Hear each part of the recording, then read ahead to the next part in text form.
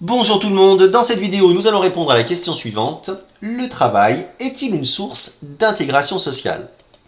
Dans un premier temps, nous allons effectivement montrer que le travail est une source d'intégration sociale, notamment parce qu'il procure des revenus.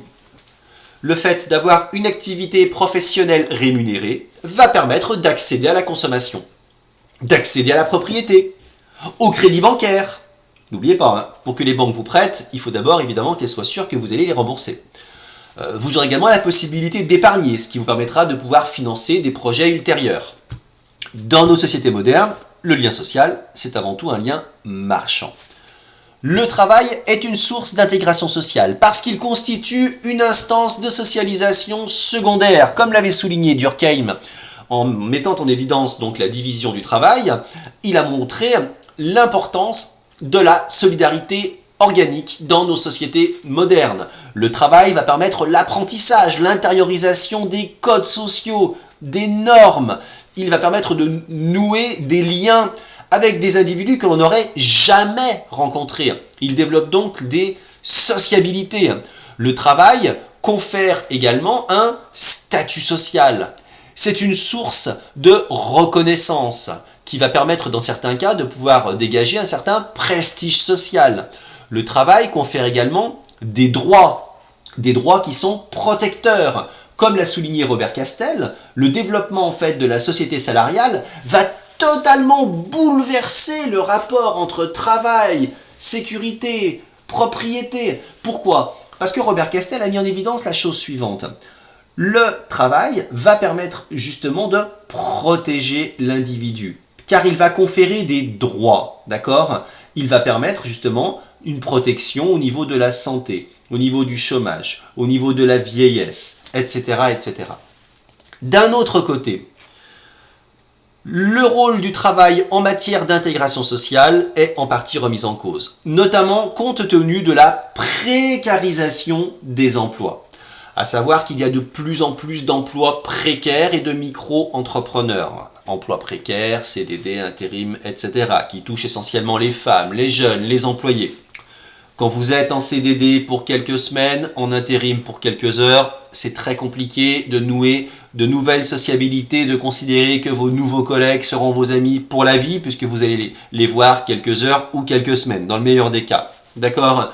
Il y a moins d'interactions professionnelles, plus de difficultés à s'intégrer, des problèmes de socialisation secondaires.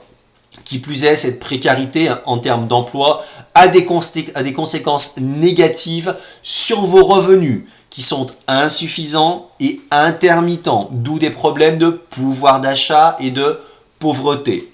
Qui dit emploi précaire, dit également pas de reconnaissance sociale. D'accord ? D'après Pogam, votre intégration est au mieux incertaine, si vous avez une instabilité de l'emploi et malgré tout une certaine satisfaction au travail.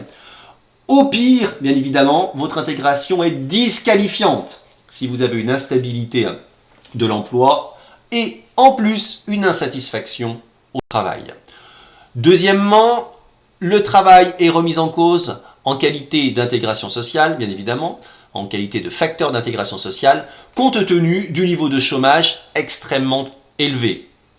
À savoir, avec 2,5, 3 millions de chômeurs, il y a une forme d'insécurité financière qui se développe pour ces personnes-là, qui vont devenir dépendantes des aides sociales, qui petit à petit s'exposent à une disparition des liens sociaux qu'ils ont pu tisser, avec des problèmes de santé qui vont se greffer, des problèmes psychologiques avec la perte d'estime de soi, des problèmes conjugaux également, d'accord ? Une inemployabilité, je pense surtout aux chômeurs de longue durée. On a vraiment une accumulation de facteurs négatifs au niveau économique, au niveau du lien conjugal, au niveau du lien social, au niveau psychologique, au niveau physiologique, d'accord ? On a une désorganisation totale des individus avec une perte de repères temporels.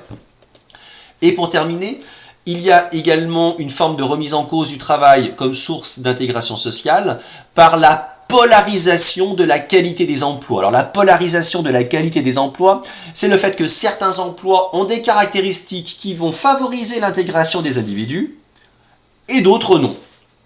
Par exemple, les emplois précaires, à temps partiel, je pense subis surtout, le télétravail, le recours au numérique, des horaires de travail atypiques, de mauvaises conditions de travail, etc., etc.